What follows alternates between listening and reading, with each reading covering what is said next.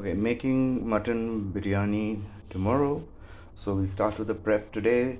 The first thing I'm going to do is to marinate the mutton. These are all the ingredients. There's chili paste, ginger paste, garlic paste, a few powders, and curd. And I'm going to mix them all into the mutton, 2 kgs of it.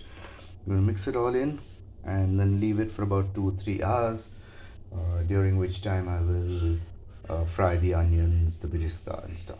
Right, so I'm just mixing everything together.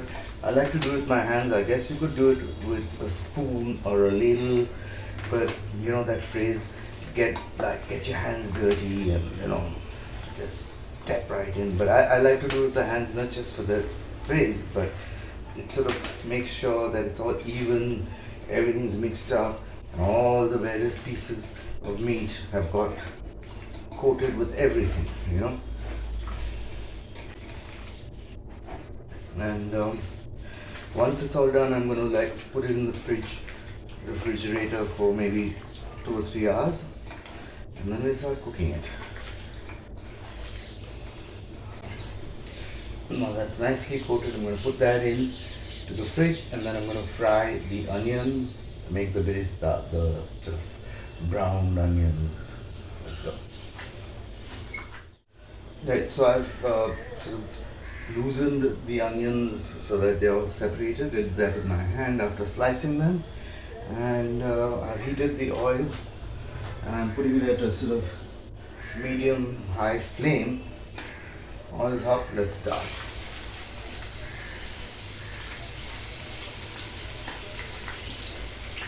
It's a really simple thing to do, but it's just time consuming, in the sense that you have to stand over this and so keep stirring it up as you go along so that they don't burn, and it's not like some part of them become brown and others don't. The oil I've used is groundnut oil, but you can use, I guess, pretty much any vegetable cooking oil should do the trick. If you notice, the volume of onions is getting less because it's losing its water as it's frying, and it's just started now getting discolored.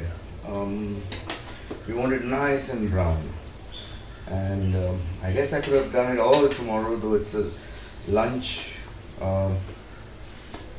thing. People are coming over for lunch, but I'd have to start really early, and I'd end up missing the first session of the test match, and that's the first morning of of a test match is always critical. Game can be won or lost out there. So yeah, I want to check that out. So I'll do most of the stuff now. So still going at it, maybe 7-8 minutes up right now. Should be getting that fast because you can see we've already got a difference in the coloration, but it'll increase a lot. We have to get it brown properly, and this is the time when it sort of starts speeding up. It appears like, oh, nothing was happening, and now it started getting brown, and then it'll move fast-ish. So keep an eye on it and keep stirring. Here it goes. Let's take it out.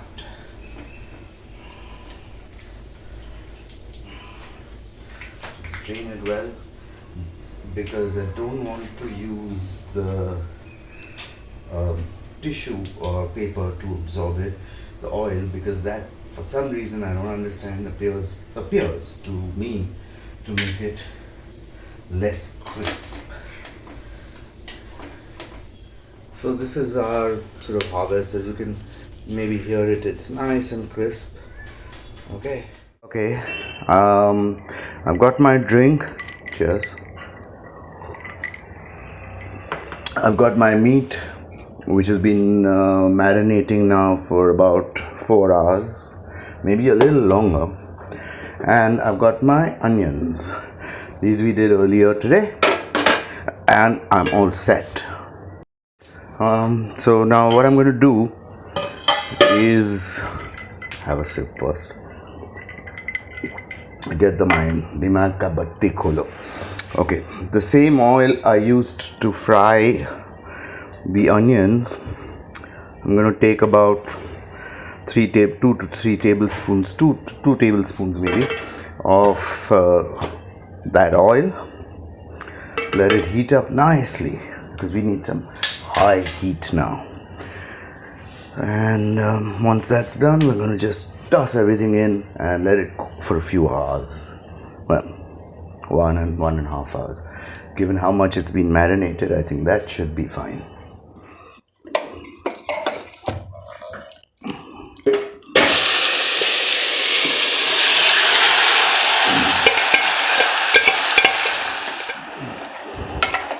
Just mix it all so that the oil gets onto everything, all the meat. And then at a high heat, I'm going to let the water come out from. See, now the water is sort of coming out, bubbling up to the top, and we just need to let that finish that process. And the cut I've asked the butcher for is from the ran, and a few of the nali niharis.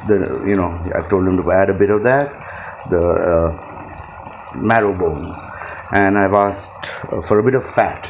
So in that slow, long cook, the fat will be nicely rendered, and then part 2 tomorrow morning with the rice, and where the sort of fat will rise to the top.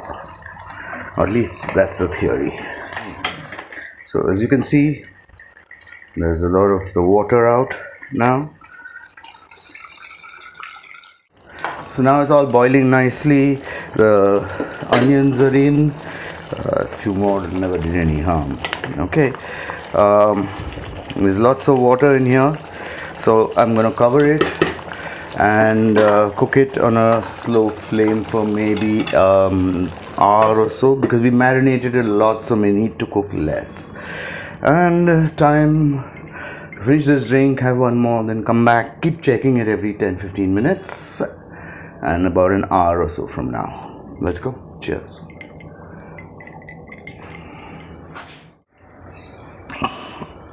Good morning. Potatoes have been chopped, nice big squares. So, and I'm using Cardamoms potatoes. They're good for chips and stuff. So I want these little fried crisp. So now I've got the oil. I heated it on high temp, and now I'm going to pop these in, and then put the flame to medium. Using the same oil in which we fried the onions, so you get a nice sort of that birista taste through the whole thing. Now I've reduced the flame to medium, and just going to let them fry. Meanwhile, what I've done is I've soaked the rice. I've taken basmati.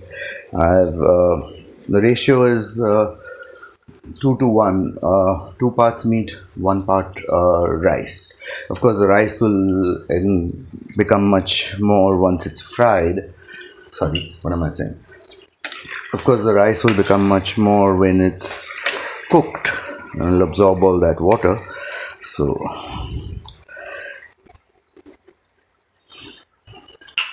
having soaked that rice, I'm now going to start boiling it. I'm going to not do it a pressure cooker or soak it, let the water evaporate completely. What I'm going to do is have excess water, which I will then, once the rice is cooked, I will drain off. Now the thing is that everything is cooked about 80%, the meat as well as the rice, because that last 20% will be cooked during the dum thing. I'll put it all together, layer it and seal it, and then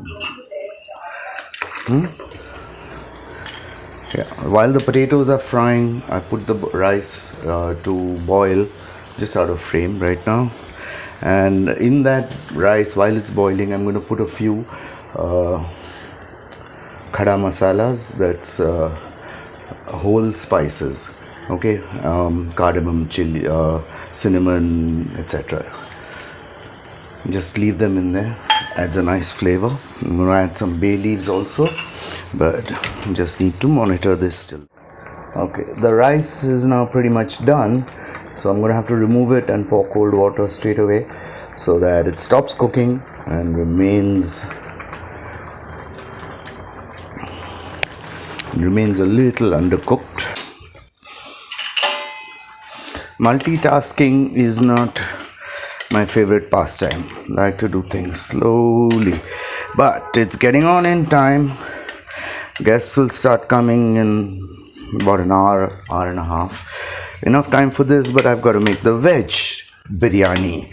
I think Mr. Hegde will like that one. Okay. So I've got the rice all done, removed from the... Okay, while all this has been happening, the meat, if you remember, that's where we started last night. It's all coagulated and cold, so we need to heat it first a little bit so that it, uncoagulates and is ready then to get mixed. So I've started it, heating it. Take about 5-7 minutes, I guess, and then I'll adjust everything for salt and stuff and then put it all together. Okay, so now I've got all the elements ready.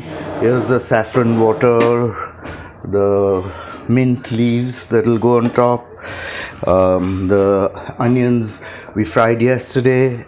There's the meat in this, then there's the rice and the potatoes. Now time to put it all together and finish it up. Okay, before I start, what I'm going to do is I'm going to put a little, just a hint of oil, so that, and a layer of tomatoes so that things don't stick down. Okay.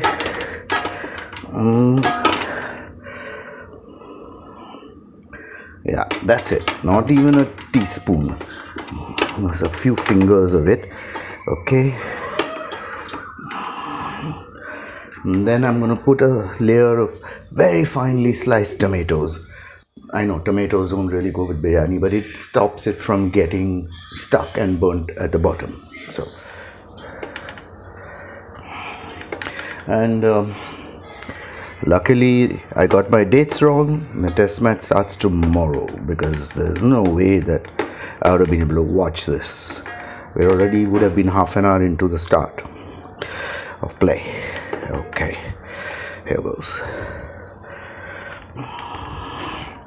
The tomatoes are in, and then the meat goes in. Okay.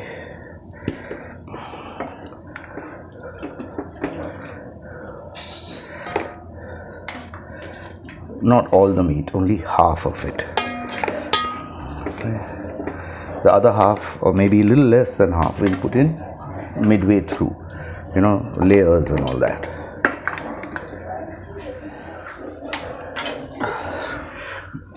Next, some potatoes.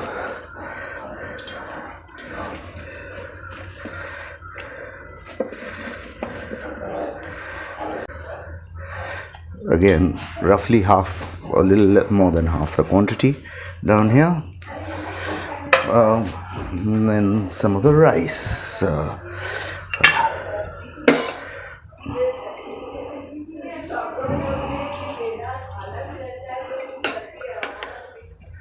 Okay, now a bit of the saffron water. You can use kevda water also, but I like the idea of saffron. A few of the mint leaves.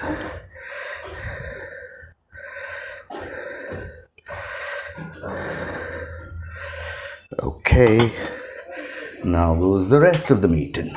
Now, there goes.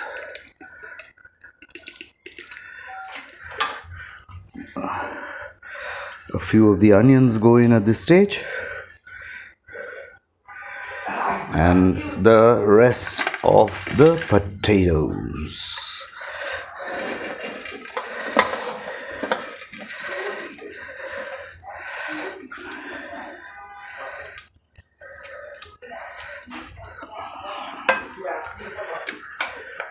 And here goes the rest of the rice.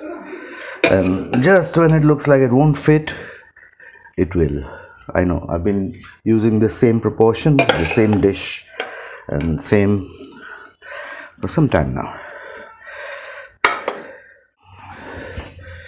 Now we put this in on top, and we're going to seal it with atta. So give me a minute, I'll be back. Okay, this is some old atta. It's not the best. I mean, in terms of you want to make a chapati or puri, no. But if you want to use it as a sealing agent, it's perfect. Nice and sticky. Yeah. So now what I'm doing is I'm heating this tawa. And once it's nice and hot, I'll put the flame really slow, absolutely slow, and then put the pot on top of this. It seems pretty hot, and so here we go. 2 kilos of meat, 1 kilo of rice and potatoes and everything, all done.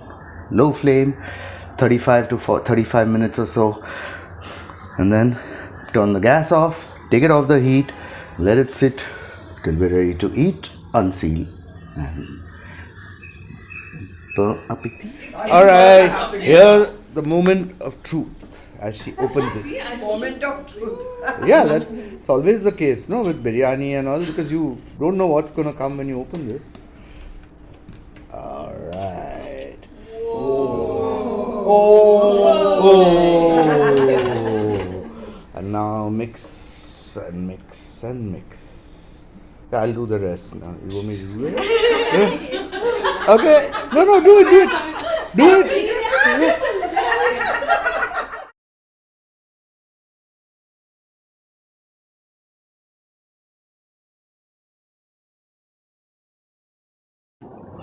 And sadly, we bid farewell to our little darling, Charulata, who passed away 2 days after the biryani was eaten by Charu.